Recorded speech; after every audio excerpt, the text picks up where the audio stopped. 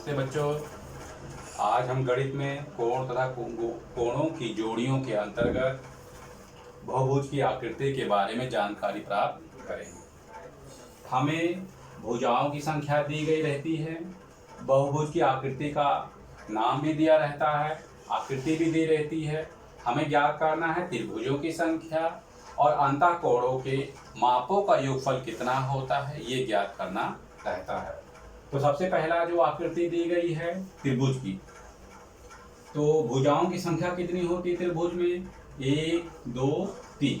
तो यानी वो आकृति जो है त्रिभुज, यानी जिसकी 3 भुजा हो वह आकृति त्रिभुज कहलाती है। तो इसमें त्रिभुजों की संख्या कितनी है? ये 1 है, तो ये यहाँ पे लिख दिया मैंने। और अंतःकोणों के मापों का योगफल, यानी इसके अंतःकोण जो ये होते हैं, त्रिभुज के अंतःकोणों के मापों का योगफल 180 अंश होता है। तो 180 गुणे 1, यानी अंतःकोणों के मापों का योगफल, यानी त्रिभुज कितना है? 1 है, तो 1 का गुणा हमने यहाँ पे किया है। तो 180 गुणाई में किया तो 180 अंश प्राप्त होता है, यानी अंतःकोणों के मापों का योगफल 180 अंश होता है। अब दूसरी आकृति हम देखते हैं। त्रिभुज के बाद आती है चतुर्भुज।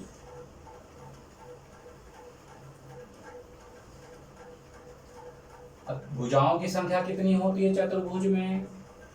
आकृति हम अपने अनुसार ले सकते हैं, ऐसा कुछ नहीं है। हम सिंपल ऐसे भी ले सकते हैं चतुर्भुज, जैसे चाहिए। अब हम देखते हैं ये आकृति जो है चतुर्भुज, क्यों? क्योंकि इसकी 4 भुजाएं हैं। ये देखो 1 2 3 4 भुजाएं हैं। अब इसमें त्रिभुजों की संख्या कितनी है? कितने त्रिभुज बन सकते हैं इसमें? ये देखो इसमें 2, एक त्रिभुज ये और एक त्रिभुज ये, यानी यहाँ पे कितने त्रिभुज बन सकते हैं?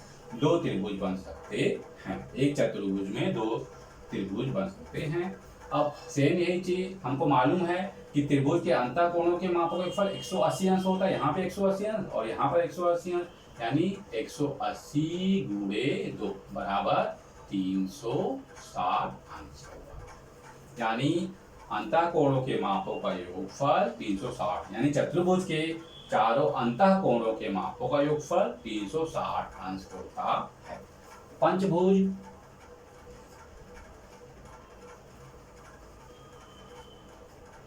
पंचभुज की आकृति भी हम देख लेते हैं।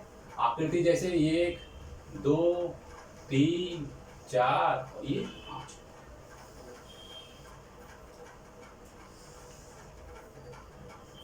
अब इसमें हम देखते हैं कितनी भुजा है? 1 2 3 4 5। अब इसमें त्रिभुज कितने बनेंगे ये भी देखना बहुत जरूरी है। पहला त्रिभुज तो देखो बच्चों, एक ये हो गया, दूसरा ये, यानी 1 2 3, यानी इसमें त्रिभुज कितने बनेंगे?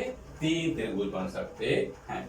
अब 3 त्रिभुज, यानी ये 180 अंश, ये 180 अंश, ये 180 अंश, यानी 180 हम जोड़ने की जगह पे ये सूत्र है 180 गुणे n माइनस 2। 180 का गुणा हम 3 में करेंगे तो 54, यानी 540 अंश होगा। यानी पंचभुज के अंतःकोणों के मापों का योगफल 540 अंश होता है। छठवां हम देख लेते हैं। इसी प्रकार षष्भुज, सप्तभुज, अष्टभुज जो हमको चाहिए वो मिल सकता है। हम तो षटभुज देख लेते हैं हम। छठवां षटभुज। षटभुज में 6 भुजाएं होंगी, 1 2 3 4 5 6, ये षटभुज।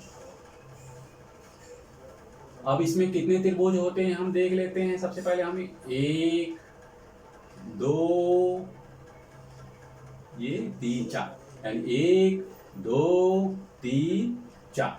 षटभुज में 6 भुजाएं होती हैं। कितनी भुजाएं होती हैं? 6 भुजाएं होती हैं।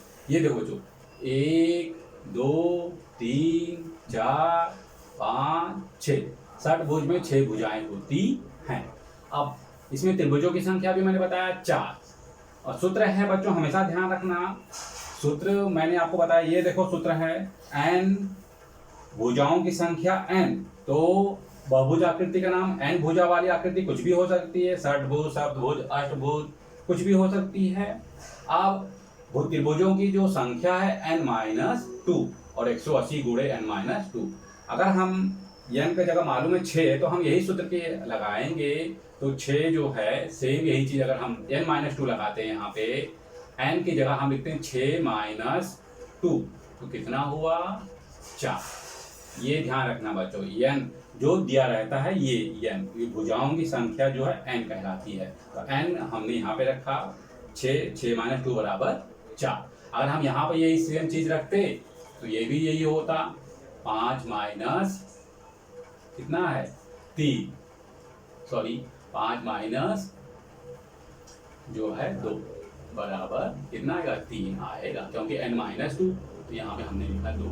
तो सेम यही चीज 180 गुणे n-2, n-2 आया 4, तो हम यहाँ पे 4 लिखेंगे और बराबर यानी 720 अंश। ये तो इस प्रकार हम जो आकृति दी गई है पंचभुज, षटभुज, सप्तभुज, अष्टभुज, इस नियम के आधार पर हम इस सूत्र का उपयोग करके जो चीज पूछी गई, चाहे त्रिभुजों की संख्या, अंतःकोणों के मापों का योगफल, हम बड़ी ही आसानी से इस सूत्र की सहायता से ज्ञात कर सकते हैं। तो ये सूत्र आप बच्चों अच्छे से याद कर लेना। अब बचा है षटभुज, मैंने बता दिया हूँ। आप इसके अलावा सप्तभुज, अष्टभुज जो भी दिया गया रहेगा वो आप कॉपी में अपने नोट कर लीजिएगा। अब मैं आपको अगला बता रहा हूँ। अब हम बच्चों देखेंगे त्रिभुज का बहिष्कोण। त्रिभुज का बहिष्कोण कहते किसे हैं? त्रिभुज के कोण के साथ रेखीय युगल कोण बनाने वाले कोण को त्रिभुज का बहिष्कोण कहते हैं। ये त्रिभुज ABC है और उसके आगे जो है एक रेखा हम बड़ी कर देते हैं तो एक D प्राप्त करते हैं। कोण ACD हमको यहाँ पे प्राप्त होता है। तो हम देखते हैं कि कोण ACD त्रिभुज ABC का बहिष्कोण है।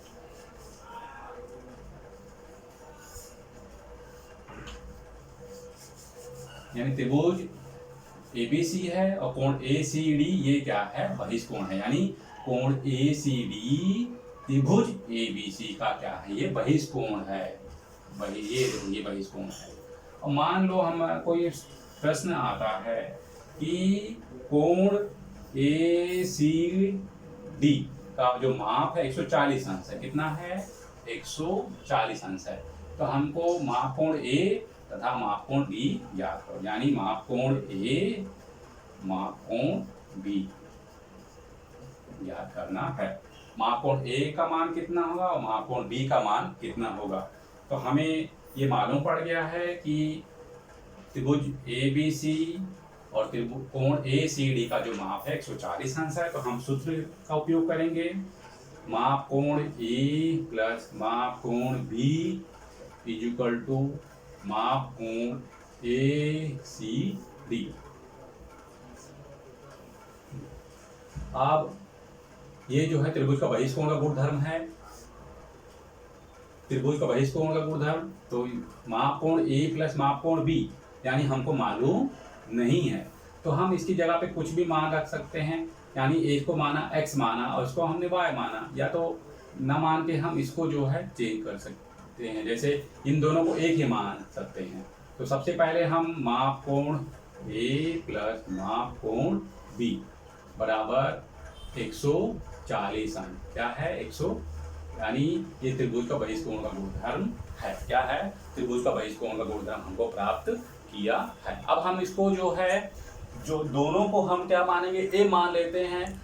A माने या B भी मान सकते हैं, हमारे ऊपर है। जैसे इन दोनों के माप समान हैं, हमको इसका मान ज्ञात करना है। अब 2 माप कोण A हमने माना, ये दो, इन दोनों को हमने क्या माना? 2 माप कोण A मान लिया और ये 140 अंश है। अब क्योंकि दोनों के माप समान है तो इसलिए हमने इसको माना। अब दो से भाग दे देंगे दोनों पक्षों में। जब भाग देंगे तो ये हमको मिलेगा 70। कितना मिला? 70। यानी हमको मालूम पड़ा माप कोण 70 है, तो माप कोण B भी 70 अंश होगा। क्यों? क्योंकि दोनों के माप जो है लगभग क्या है? समान है। और ये 70 है, ये 70 है, 70 70, हम इसे भी चेक कर सकते हैं हमने सवाल सही किया है कि नहीं किया है। 70 70 हो गया 140, और यहाँ पे 40 40 हो गया 180 अंश, यानी त्रिभुज के अंतःकोणों के मापों का योगफल 180 अंश होता है।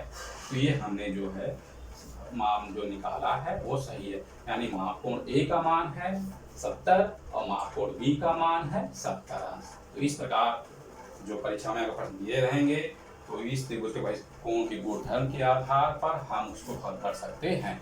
अब इससे संबंधित मैं प्रश्न दे रहा हूं बच्चों, आप घर कॉपी में नोट कर लीजिए।